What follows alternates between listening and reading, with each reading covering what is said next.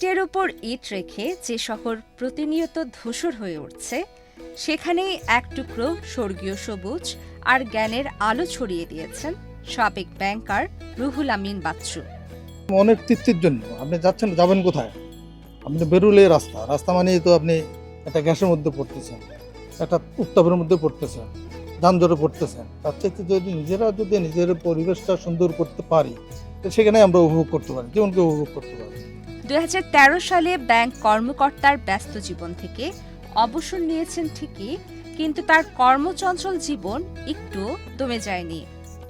বরং অবসরের এই সময়টাকে তিনি রূপ দিয়েছেন এক অনন্য উদযাপনে। রূপায়ণ lake castle, welcome to the land of piece. মূলত আসলে আমার বাবা কৃষক ছিলেন না, কিন্তু দাদা এবং তার পূর্ববর্তী প্রজন্ম যারা ছিলেন তারা বলা যায় কৃষকই ছিলেন। তো গ্রামে আমি বড় হয়েছি, সেই সুবাদে গাছগাছার সাথে আমার একটা আত্মিক বন্ধন। সে থেকেই ঢাকা শহরে যখন আসি, যেখানে যাই সেখানে চেষ্টা করি যদি একটা গাছ লাগানোর জন্য, একটা পরিবেশ সুরক্ষা, নিজের একটা আত্মতৃপ্তির জন্য, গাছের সাথে একটা সখ্যতার জন্য, একটা সজীবের সাথে নিজের সজীব মনটাকে যাতে আমি অ্যাডজাস্ট করতে পারি, সেই জন্য।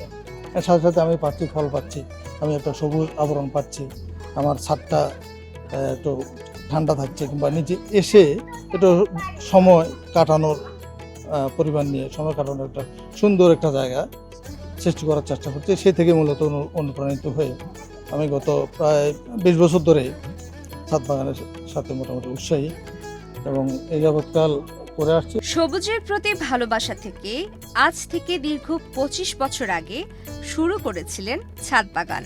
2800 স্কোয়ার ফিটের বিশাল ছাদে প্রায় 2000 স্কোয়ার ফিট জুড়ে গড়ে তুলেছেন ফল ও সবজির এক বিপুল সমাহার। তার এই বাগানে শুধু আম গাছই আছে 25টি, সাথে রয়েছে আরও প্রায় 40টি নানা প্রজাতির ফল, নিত্যদিনের সবজি এবং হরেক রকমের ঔষধি গাছ। কোনো বাণিজ্যিক উদ্দেশ্য নয়, সম্পূর্ণ পারিবারিক ফল ও শাকসবজির খাঁটি চাহিদা মেটাতে তার এই সবুজ বিপ্লব। আমার শখের গাছ হলো নিম গাছ। নিম গাছটা আমার নিচেই ছিল এবং যখন আমি নতুন ছাদ করি গাছটা প্রায় মরে গেছিলো। দেখলে বুঝতে পারবেন নিম গাছের বয়স 25 বছর হবে। এটা আবার এখানে উঠিয়ে নিয়ে আসলাম এবং বেশ সুন্দর সুন্দর পাতা মিলছে।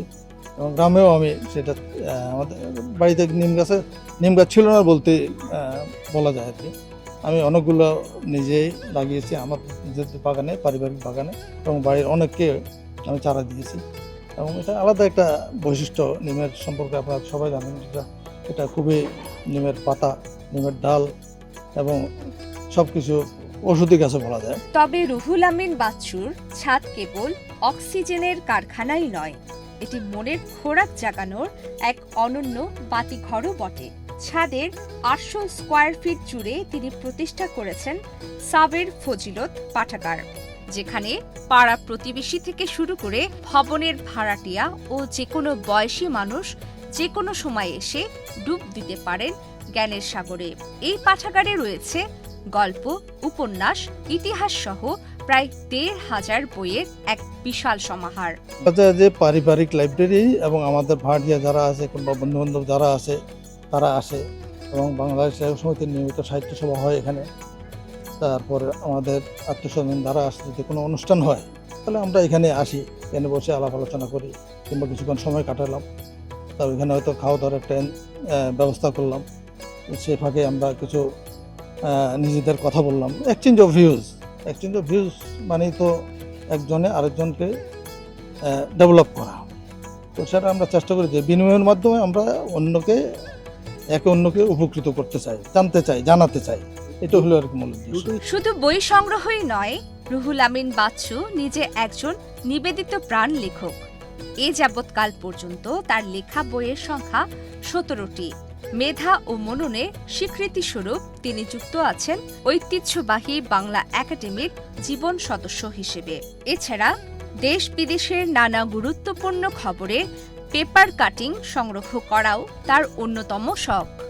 আর এখানে হলো জাপানি কমলা গাছ, আর ওগুলো নতুন চারা, এগুলো এবার গ্রাফটিং করার ইচ্ছা আছে।